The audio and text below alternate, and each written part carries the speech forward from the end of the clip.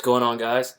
For this video here, I'll be talking about a subject that's been pretty popular in the fitness industry as of recent, and that is intermittent fasting. As some of you guys know, that basically just entails fasting for most of the day, and then fitting all of your daily's worth of calories and macros in a small eating window later on that night. As far as I know and everything I've read, there's like not really a set rule or anything about like how long you fast for and how long you eat. So I've seen some people will fast for 14 hours, 16 hours, 18 hours, 20 hours. There's really no like set rule of thumb there. I guess you kind of like make up your own, I guess, version of your intermittent fasting. So I'll kind of go into my opinions and viewpoints on that. First of all, I think it's can be good if you're cutting in a caloric deficit. However, if you're bulking and like really trying to put in a lot of calories, I think it'd be pretty difficult to try to get, like, I don't know, 3,000, 4,000 calories in like a 4-hour window or something. Um, if you're cutting, obviously you're on less calories. So I think intermittent fasting can be a good way to kind of combat the hunger a little bit and it's kind of like a little trick, just saving all your calories for like later on in like the day, which may not be that much, but if you're eating it pretty rapidly in like a few hour window, it won't feel like you're cutting then, feel like it'll feel like you're bulking then. It'll feel like pretty much everything's like normal.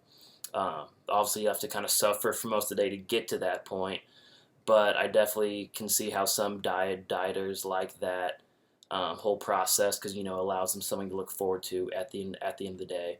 I myself do something similar. I don't fast throughout the whole day, but I will purposely save more calories for nighttime. When I'm like done with everything I need to get done that day. I do think there are some problems with it though. The biggest issue I have with it is just protein intake. Your body can only digest protein so much in one sitting, any more than a certain amount. It's not digesting as optimally as it could have been, and it can kind of vary from person to person. But rough estimate on average, you can really only digest about 50 to 60 grams of protein in a given sitting.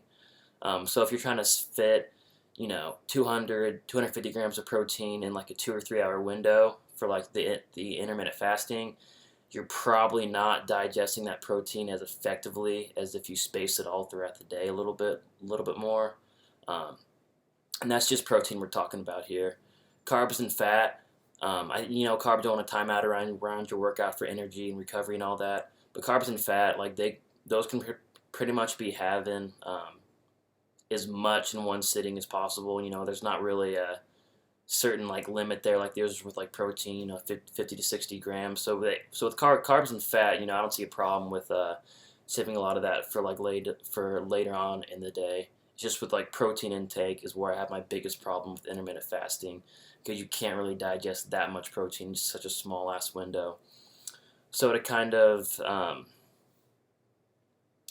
counter that, I guess you could always like maintain a fairly consistent protein intake throughout the day, and then just save like most of your carbs and fat for that night and the remainder of your protein.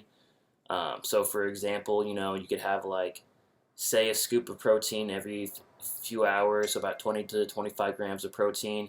That way you're technically not fasting in that sense, but if you're only having like a protein shake or something, or just a 4-ounce chicken breast, that's a very little amount throughout the day that you're still obviously saving like all of your pretty much like calories for like carbs and fat like later on during the day and at night and all that.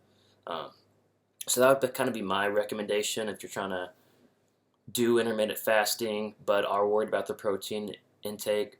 So just to kind of sum it up, just save your carbs and fat for later on in the day, but maintain a consistent protein intake throughout the day, just because your body can only digest so much protein in one sitting. Alright, that's pretty much my opinions on it. Take that as you will. For any video suggestions you want to see in the future, leave a comment below. For one-on-one coaching, my email is in the bio below as well. Other than that, till next time, guys.